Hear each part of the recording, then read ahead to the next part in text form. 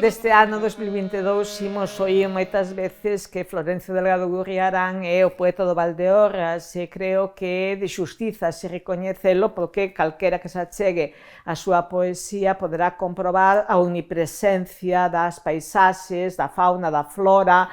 do clima, dos topónimos desta comarca ampla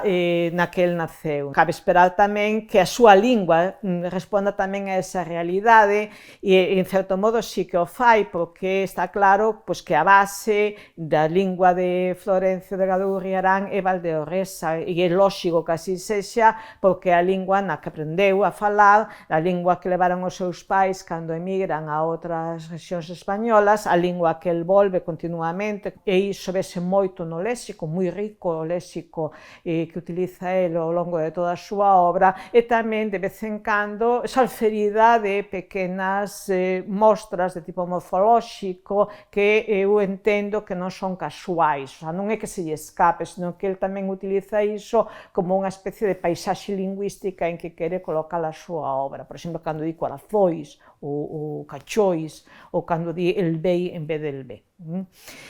Pero non quero dar a impresión de que ele é un escritor que escribe en dialecto, porque el non pretende de ninguna maneira escribir nunha variedade dialectal. Ele está comprometido coa construción dun galego culto, nacional, por tanto supradialectal, que ten que ser válido para todos os homes e mulleres que habitan a Galicia infinda da que el fala. Non? El quere construir unha lingua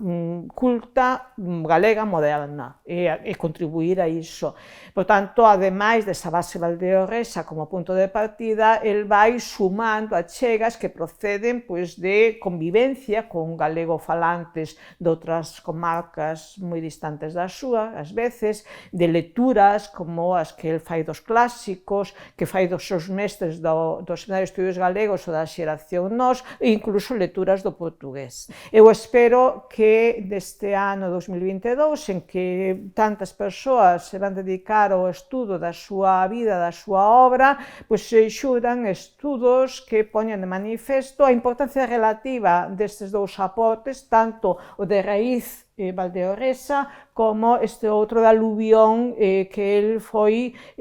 recollendo ao longo de toda a súa biografía intelectual, e tamén quixera que se puxese de manifesto a importancia que a súa contribución tivo na construción dun galego estándar que se conforma nas décadas centrais do século XX e, polo tanto, ao que el tanto contribuiu.